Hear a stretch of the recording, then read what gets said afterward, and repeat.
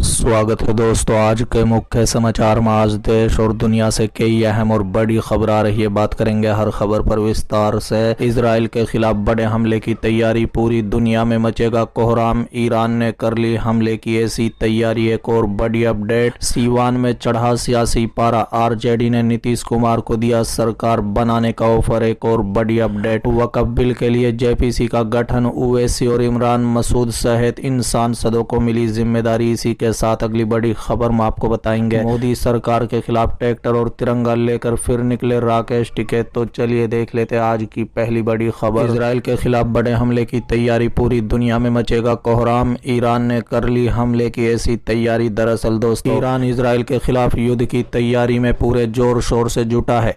एक तरफ ईरान के कार्यवाहक विदेश मंत्री ने इजराइल को ललकारने में कोई कसर नहीं छोड़ी, तो दूसरी तरफ ईरान की रणनीति भी इजराइल से एक कदम आगे चल रही है। आपकी जानकारी के लिए बता दें कि ईरान कई मुस्लिम देशों का समर्थन जुटाने में भी जुट गया है।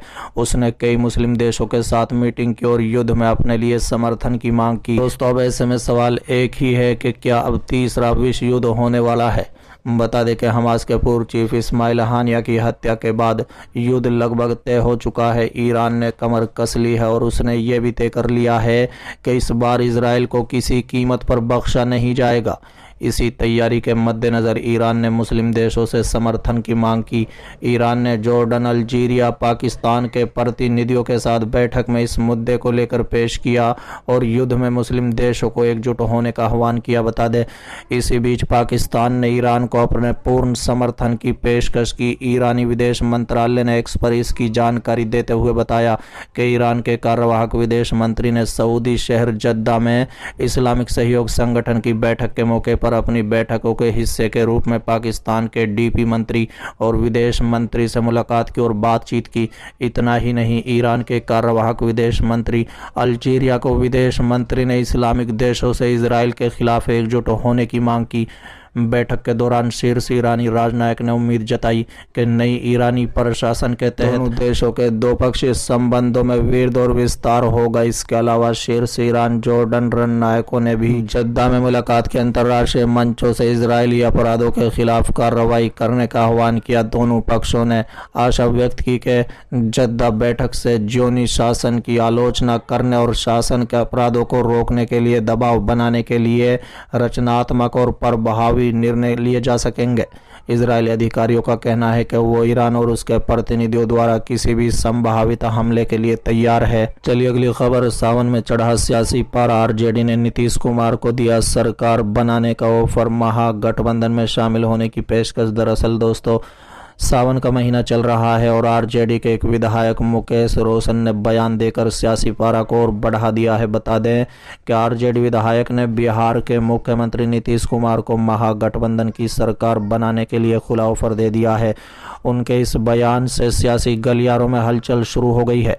मुकेश रोशन ने कहा है कि नीतीश कुमार महागठबंधन में आए, हम लोग उनका स्वागत करेंगे। आरजेडी विधायक ने भगवान का भी नाम लिया। उन्होंने कहा है कि भगवान से प्रार्थना करते हैं कि नीतीश कुमार को सुध बुध दें, भोले बाबा उनके ऊपर कुछ जंतर मंत्र फेंके, उनके ऊपर कुछ असर हो के फिर से महागठबंधन परिवार में आए। भाजपा जो उनके ठगने का काम किया है वो उसको छोड़ने का काम करें। बिहार के विकास के लिए नीतीश कुमार पूर्ण महागठबंधन में आए, हम लोग उनका स्वागत करेंगे। आरजेडी विधायक मुकेश रोशन ने कहा है कि नीतीश कुमार बीजेपी के साथ जाते हैं तो विकास रुक जाता है, बिहार में लूट, हत्या और अपराध बढ़ जाता है। महागठबंधन में नीतीश कुमार के साथ तेजस्वी यादव थे, विकास हो रहा था, जातीय गणना कराई गई थी। दरअसल सावन की तीसरी सोमवार के मौके पर आरजेडी विधायक कांवड़ियों शिविर में पहुंचे थे। उसी वक्त का ये बयान है जो अब सामने आया है। बता दें कि अगले साल 2025 में बिहार विधानसभा का चुनाव होने वाला है। कुछ महीने अभी बचे हुए हैं। बीजेपी और जेडीयू के नेता लगातार बयान भी दे रहे हैं कि 2025 में एनडीए की सरकार बनेगी, सीटें बढ़ेंगी। इसी बीच आरजेडी की ओर से इस तरह का बयान आना एनडीए में टेंशन बढ़ा सकते हैं। सबसे बड़ा सवाल उठ रहा है कि चुनाव से पहले इस तरीके के ऑफर से क्या बिहार में राजनीतिक संकट खड़ा हो सकता है। चलिए अगली खबर, मोदी सरकार के खिलाफ ट्रैक्टर और तिरंगा लेकर फिर निकले राकेश टिकैत। दरअसल दोस्तों, भारतीय किसान यूनियन के शीर्ष नेतृत्व के आह्वान पर अगस्त की क्रांति के दिन केंद्र सरकार पर वादा खिलाफी का आरोप लगाते हुए जिले के सभी ब्लॉक से भारी संख्या में किसान ट्रैक्टर तिरंगा मार्च में शामिल हुए। बता दें कि बहाकियों के इस प्रदर्शन में गांव-गांव से किसानों का सैलाब ट्रैक्टर और तिरंगा लेकर मुख्यालय की सड़कों पर उमड़ता नजर आया। इस ट्रैक्टर तिरंगा मार्च के कारण शहर का यातायात ठप होकर रह गया। कई घंटों तक शहर की सड़कों पर किसानों के ट्रैक्टरों का कब्जा रहा। बता दें कि इस कारण यातायात व्यवस्था सुचारू करने में पुलिस कर्मियों के पसीने छूट गए।